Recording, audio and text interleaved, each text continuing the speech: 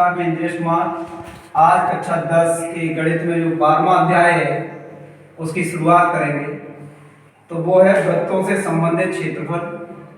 छात्रों, इसमें प्रश्नावली 12.1 का पहला प्रश्न है कि दो वृत्तों की त्रिज्याएं क्रमशः 19 सेंटीमीटर और 9 सेंटीमीटर है। उस वृत्त की त्रिज्या ज्ञात कीजिए जिसकी परिधि इन दोनों वृत्तों की परिधियों के योग के बराबर है। हमें दो वृत्त हैं, उनकी त्रिज्या एक की 19 सेंटीमीटर दी गई और एक की आपको 9 सेंटीमीटर दी गई। इन दोनों वृत्तों की परिधियों को जोड़ के एक नया वृत्त बनाया है और उस वृत्त की हमें क्या त्रिज्या ज्ञात करनी है।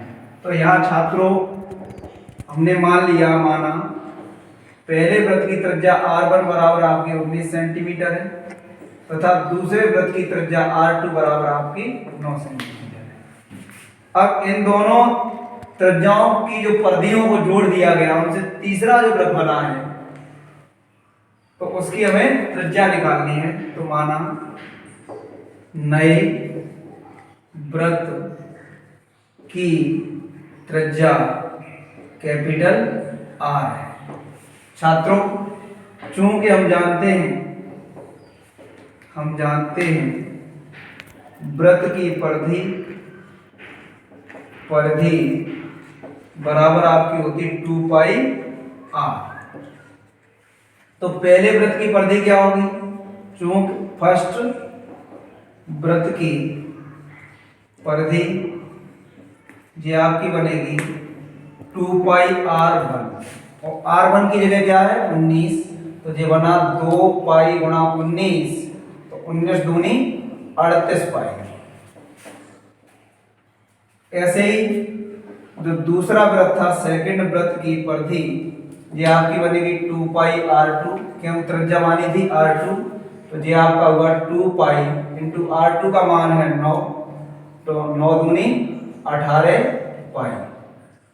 और जो इन्हें जोड़ने के बाद तीसरा वृत्त बना था, प्रश्न क्या कह रहा था, या हम कहें नए वृत्त की परिधि जो आपकी है वो आपकी बनी 2 पाई कैपिटल R। प्रश्न क्या कह रहा था? प्रश्नानुसार नए वृत्त की परिधि